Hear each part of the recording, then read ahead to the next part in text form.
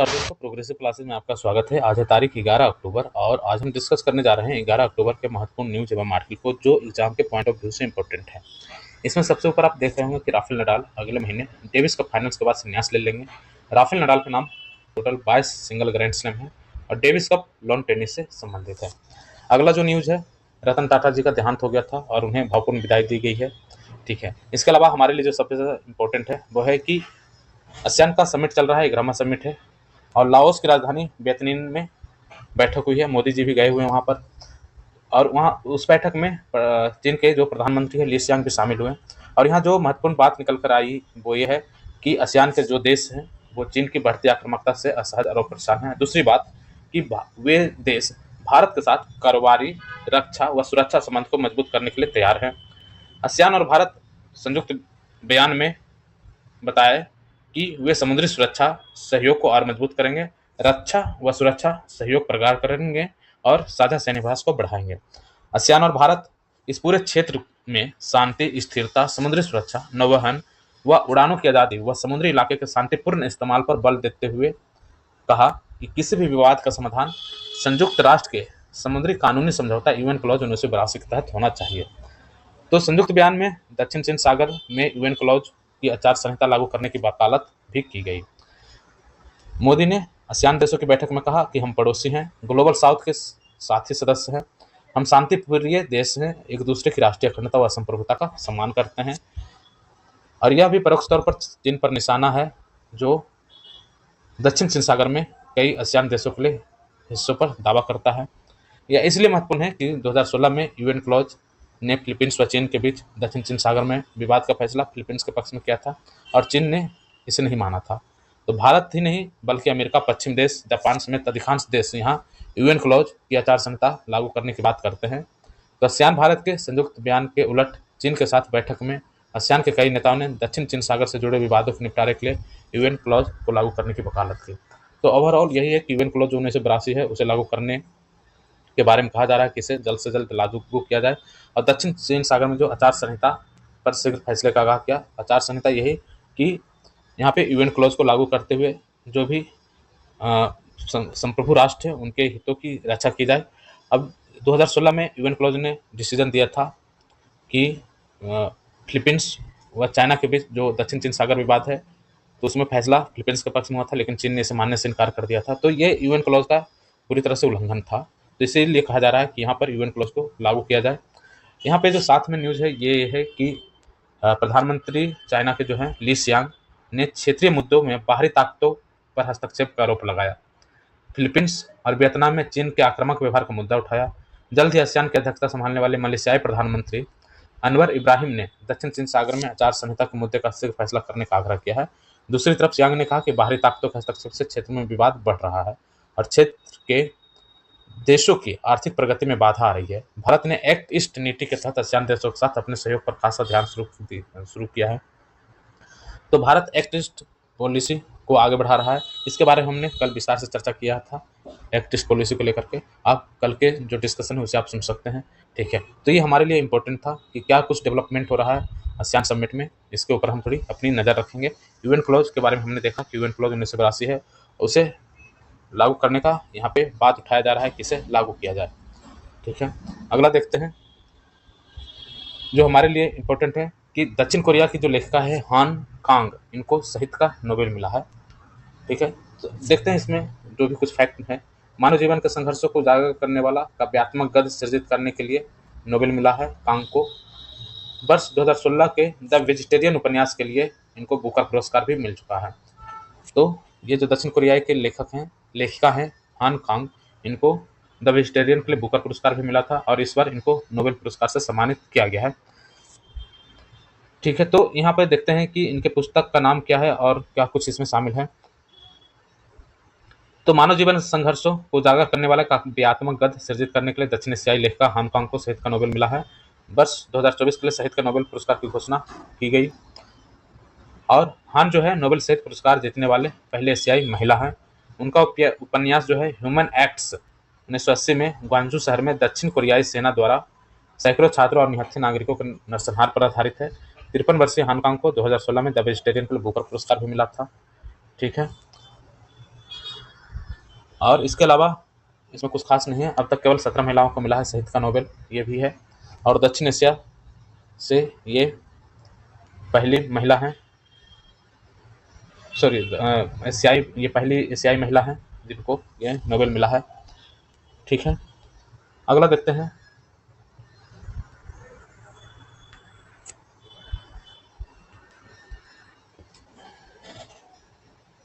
पराली जलाने पर एफआईआर होगी, जाना पड़ेगा जेल।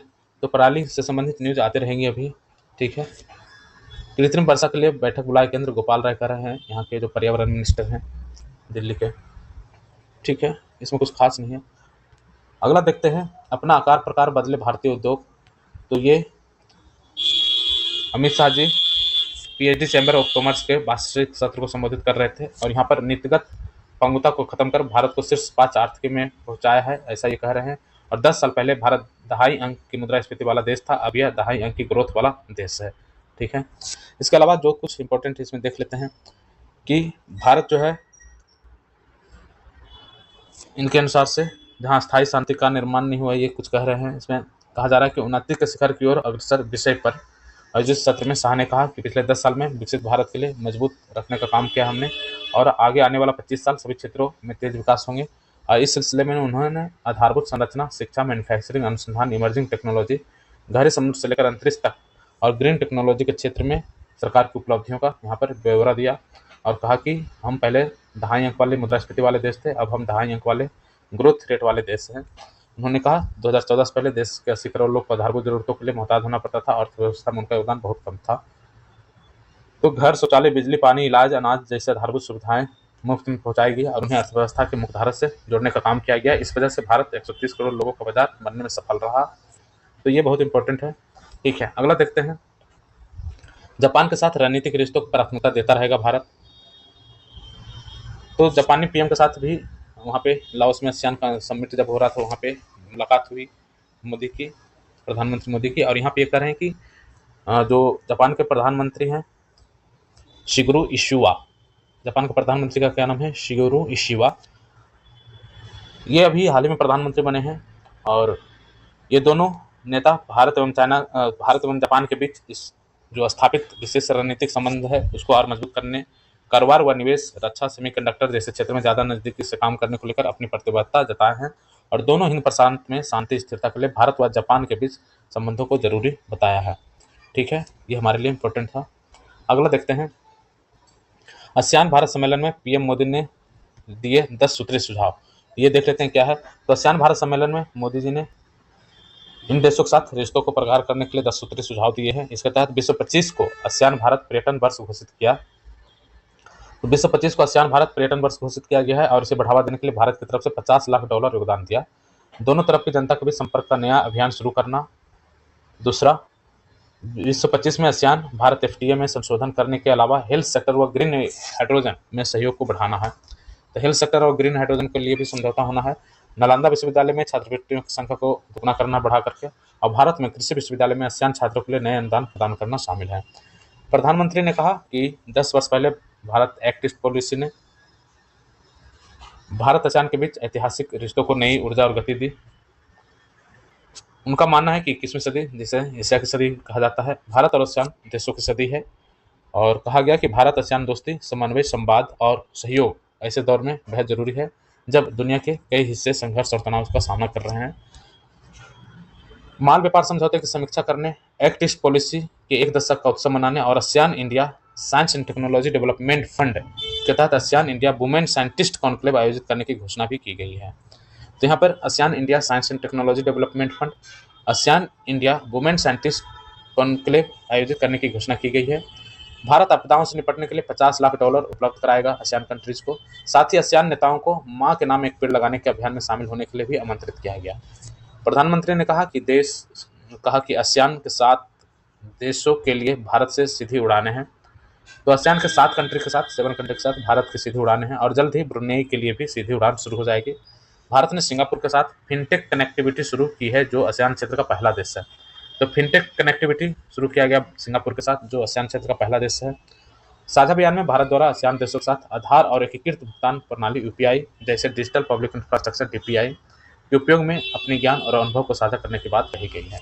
तो यहाँ पर 10 सूत्री सुझाव दिए गए हैं प्रधानमंत्री मोदी जी द्वारा भारत और आसियान संबंधों को लेकर के। तो ये भारत आसियान संबंध के लिए हमारे लिए बहुत सारे इंपॉर्टेंट पॉइंट यहाँ से निकल कर आए हैं। इसमें था कि 2025 तक एफटीए में फिर से संशोधन किया जाएगा, पब्लिक टू पब्लिक संपर्क को बढ़ाया जाएगा, $50 लाख दिया जाएगा पर्यटन को बढ़ावा देने के लिए 2025 तक। 2025 को आसियान भारत पर्यटन वर्ष घोषित किया गया है। इसके अलावा जो एक्ट ईस्ट पॉलिसी है इसका 1 दशक पूरा हो गया है। तो ASEAN India science and technology development fund एवं ASEAN India women scientist conclave आयोजित करने की भी घोषणा की गई है। भारत आपदाओं से निपटने के लिए $50 लाख उपलब्ध कराएगा। साथ ही आसियान नेताओं को मां के नाम एक पेड़ लगाने के अभियान में भी शामिल करने की बात कही गई है। भारत के 7 देशों के आसियान के 7 देशों के साथ भारत की सीधी उड़ान है ब्रुनेई के लिए भी यह शुरू हो जाएगा। और सिंगापुर के साथ फिनटेक कनेक्टिविटी शुरू की गई है जो आसियान क्षेत्र का पहला देश है। इसके अलावा यूपीआई और डीपीआई जो है उसे साझा करने की भी बात कही गई है। तो ये ओवरऑल हमारा आसियान को लेकर हमने काफ़ी कुछ चर्चा कर लिया है। ठीक है, अगला देखते हैं। राष्ट्रीय बाल अधिकार और संरक्षण आयोग एनसीपीसीआर ने वर्ष 23-24 में 11 लाख से अधिक ऐसे बच्चों की पहचान की है जो कभी बाल विवाह की कुरीति के शिकार हो सकते हैं। बाल विवाह की रोकथाम के लिए उत्तर प्रदेश के जो सरकार है उनकी सराहना की गई है।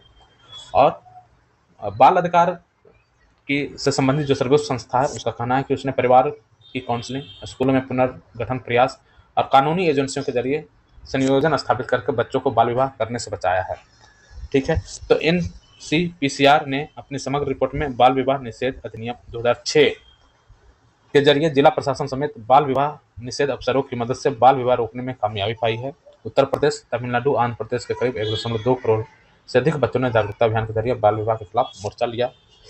तो रिपोर्ट में यह बताया गया कि जिन बच्चों की पढ़ाई स्कूल में बीच में ही छूट जाती है उनकी बचपन में ही शादी होने का खतरा बढ़ जाता है। 5 लाख ऐसे बच्चों वाले उत्तर प्रदेश में इस मुद्दे से निपटने के लिए सबसे अच्छी मिसाल रखी है। इसके बाद इस दिशा में मध्य प्रदेश और उड़ीसा जैसे राज्य ने भी अच्छा काम किया है। पूरे भारत में 11.4 लाख ऐसे बच्चों की पहचान की गई है जिनका बाल विवाह कराया जा सकता है। लेकिन आयोग ने परिवारों से बातचीत के जरिए स्कूलों से लगातार 30 दिन तक नदारद बच्चों की पहचान करके इस समस्या से निजात दिलाने के युद्ध स्तर पर प्रयास किए हैं। ठीक है, तो ये बहुत इंपॉर्टेंट है। बाल विवाह अधिनियम के बारे में भी यहाँ पे चर्चा किया गया। 2006 के तहत जिला प्रशासन को एवं जो उस निषेध अफसर है उसकी मदद से बाल विवाह को रोकने में काफ़ी सफलता मिली है और उत्तर प्रदेश सरकार के यहाँ पे सराहना की जा रही है। ठीक है, अगला देखते हैं। एक राष्ट्र एक चुनाव के खिलाफ केरल विधानसभा ने प्रस्ताव पारित किया है। तो देखते हैं इसमें आगे क्या कुछ डेवलपमेंट होता है। अगला है भगदड़ ना मचे इसके लिए प्लेटफॉर्म ना बदलने के निर्देश। अभी देखिए छठ का मौसम शुरू होने वाला है, छठ का जो त्यौहार है और इस समय ट्रेनें काफ़ी भर भर कर जाती है खास करके बिहार के लिए। तो अब इसी बीच में काफ़ी क्राउड होते हैं प्लेटफॉर्म पर और उस समय यदि ट्रेन का प्लेटफॉर्म चेंज करने की घोषणा होती है तो काफ़ी भगदड़ मचने की संभावना रहती है। तो इसको लेकर के यहाँ पे उत्तर रेलवे ने अपने सभी मंडल के मुखियाओं को लिखित आदेश जारी किया है कि अचानक प्लेटफॉर्म बदलने से ट्रेन में जो भगदड़ मचती है तो उसको थोड़ा रोका जाए और इसलिए अब प्लेटफॉर्म को अचानक नहीं बदला जाएगा। इसके अलावा प्लेटफॉर्म पर पार्सल भी ठीक से रखा जाए ताकि यात्रियों के आवागमन में परेशानी ना हो, ऐसा उत्तर रेलवे के आदेश में कहा गया है। ठीक है, आगे देखते हैं कुछ और क्या न्यूज़ हमारे लिए।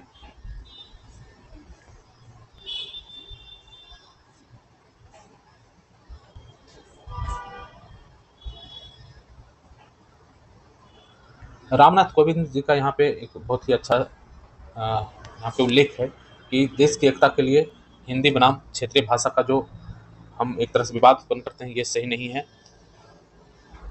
कभी कभी कुछ लोगों को भ्रम होता है कि हिंदी अनेक क्षेत्रीय भाषाओं की जगह ले रही है या अन्य क्षेत्रीय भाषाओं को हाशिए पर ढकेल रही है। इन आधारहीन चिंताओं के कारण हिंदी के प्रति द्वेष का भाव भी पैदा किया जाता है। तो अक्सर भावनाओं को जानबूझकर भड़काने का भी काम राजनीतिक लाभ के लिए किया जाता है, इसे स्वीकार नहीं करना चाहिए। ये मानना है रामनाथ कोविंद जी का।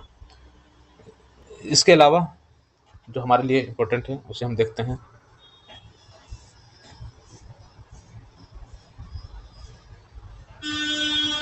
जो संपादकीय है राजनीतिक हवा बदलने वाले चुनाव, अभी जम्मू कश्मीर और हरियाणा में चुनाव हुए और उसके जो रिजल्ट आए ये काफ़ी कुछ असंभित करने वाले थे, खास करके हरियाणा का रिजल्ट।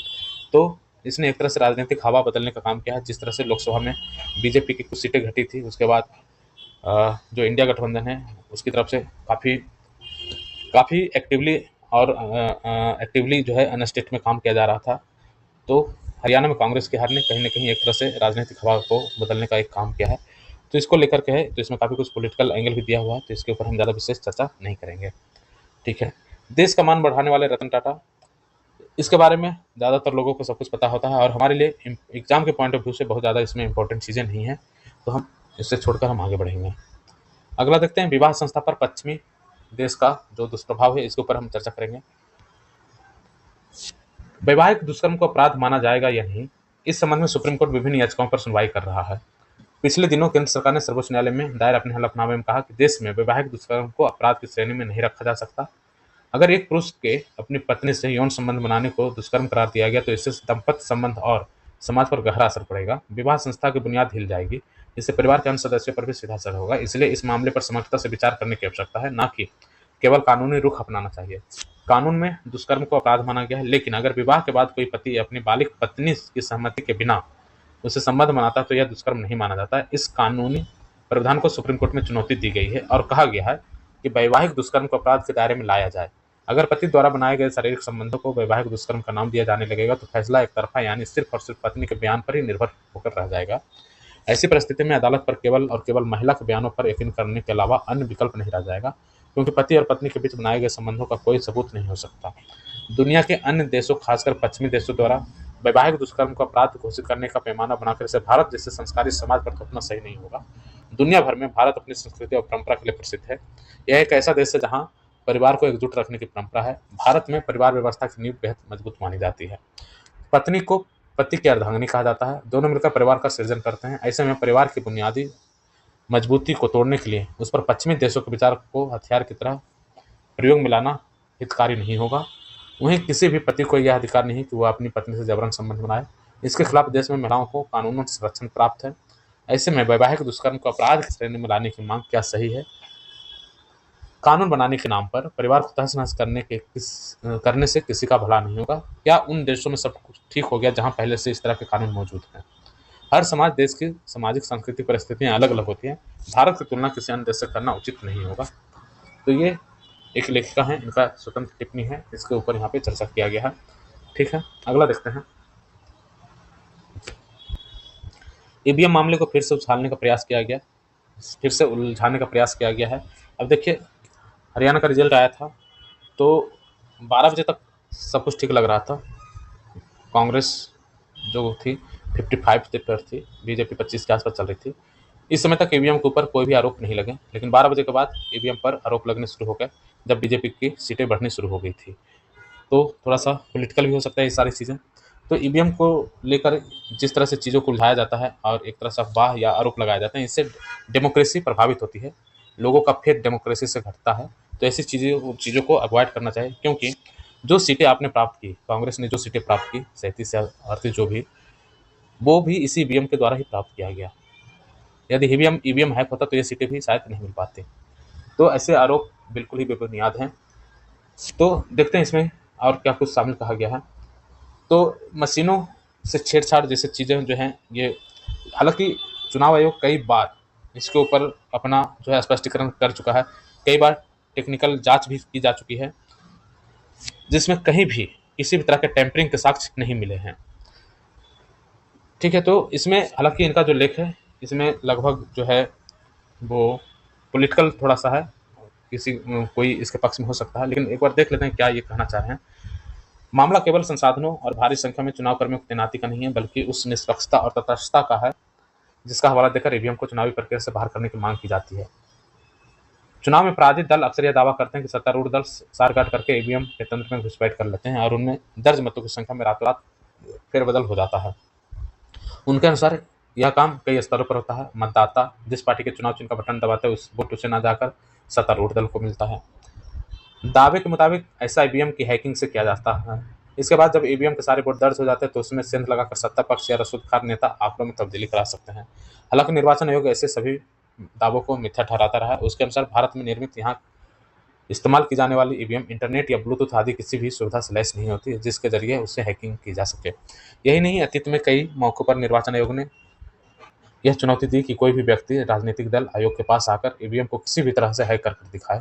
ऐसी चुनौतियों के जवाब में या तो पार्टी कार्यकर्ता या नेतागण आयोग के पास पहुंचे ही नहीं या फिर अपने आरोपों को साबित नहीं कर सके। ऐसे में कहा जा सकता है कि जीवन के हर मोर्चे पर इंटरनेट, स्मार्टफोन, यूपीआई आदि तमाम आधुनिक तकनीकों का उपयोग कर नेतागण प्रादेशिक उपजी अपनी खींच को छिपाने के लिए ईवीएम पर ठिकरा फोड़ते हैं।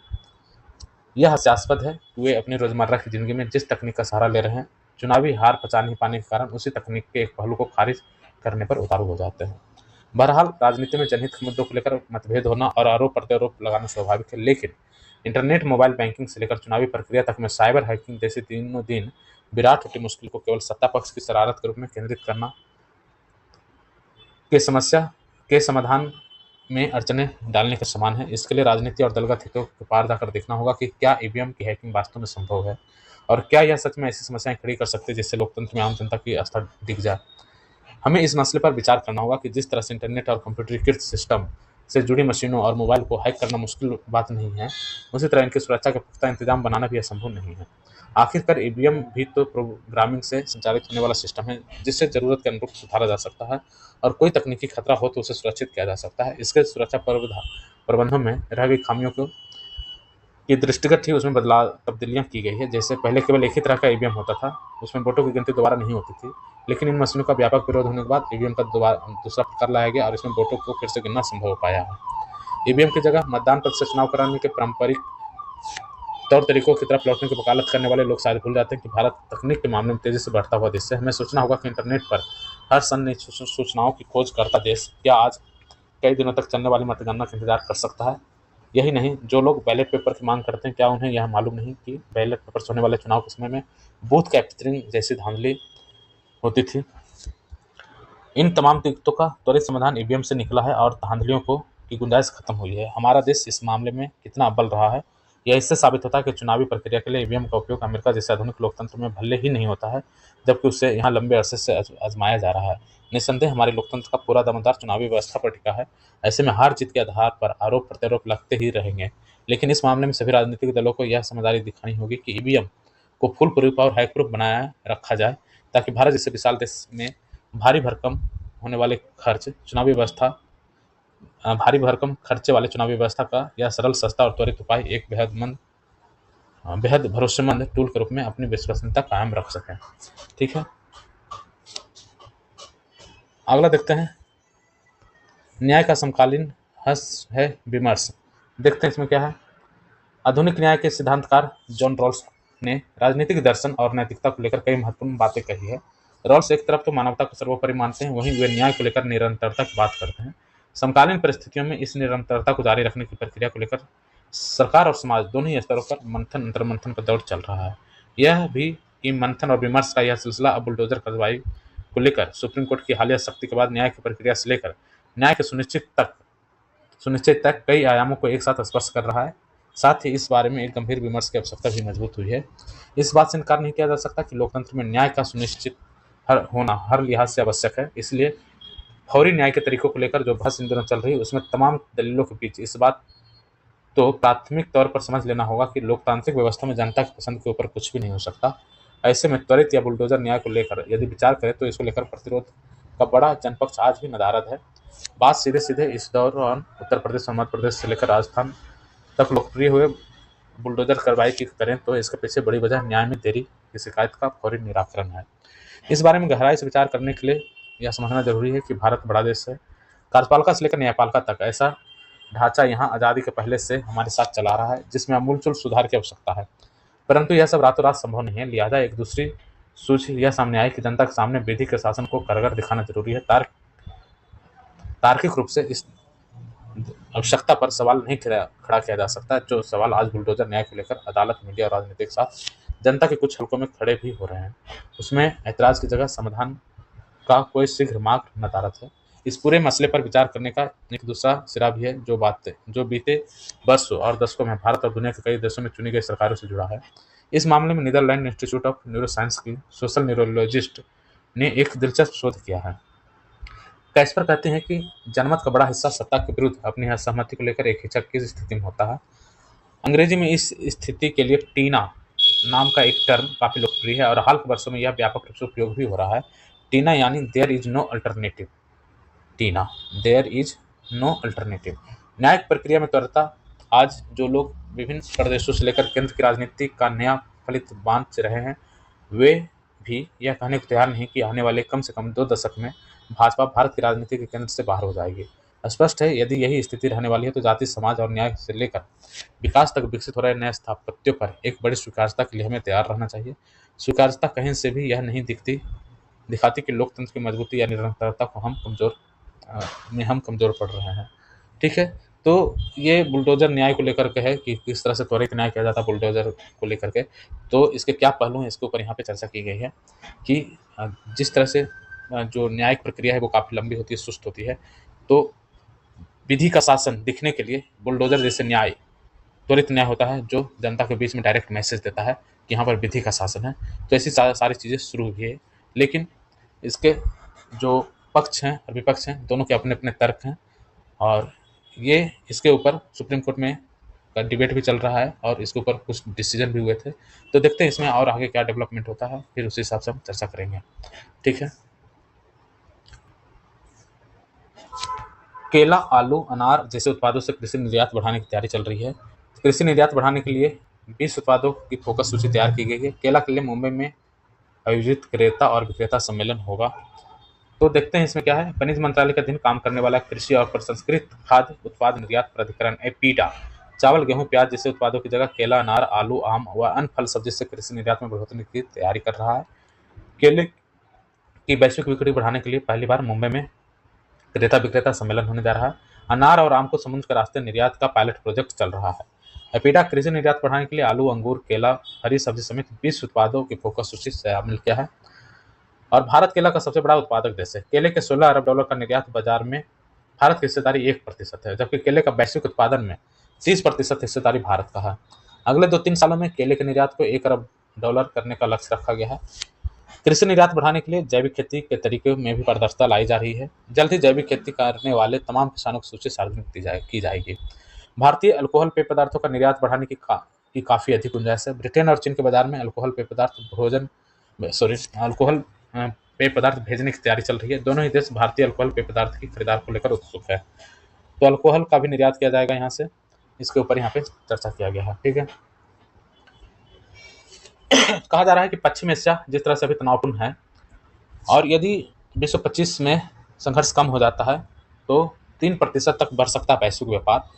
WTO ने गुरुवार को ऐसा कुछ कहा कि पश्चिम एशिया में चल रहा संघर्ष कम हो जाए तो 2025 के दौरान वैश्विक व्यापार में 3% की बढ़ोतरी हो सकती है।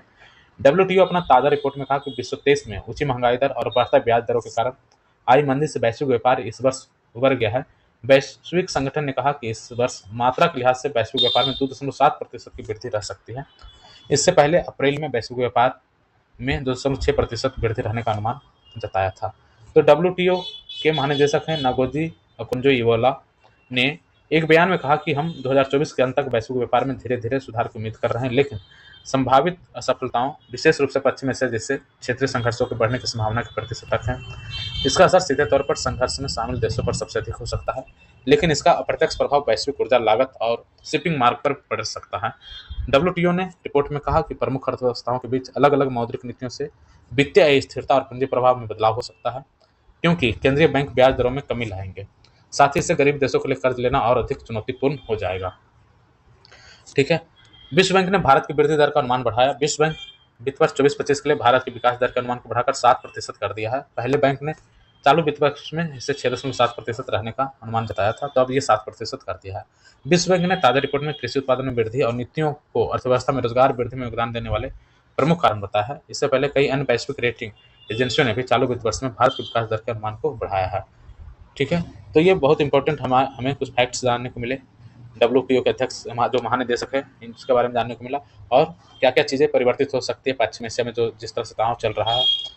तो उसके अलावा जो मौद्रिक नीतियों में जो परिवर्तन होता है प्रमुख अर्थव्यवस्थाओं के बीच में, तो वहाँ से क्या चीज़ें इफेक्ट करती है इसके बारे में हमने यहाँ पर देखा। कहा जा रहा था कि प्रमुख अर्थव्यवस्थाओं के बीच अलग अलग मौद्रिक नीतियों से वित्तीय स्थिरता और पूंजी प्रवाह में बदलाव हो सकता है, क्योंकि केंद्रीय बैंक ब्याज दरों में कमी लाएंगे। साथ ही से गरीब देशों के लिए कर्ज लेना और अधिक चुनौतीपूर्ण हो जाएगा। ठीक है, अगला देखते हैं।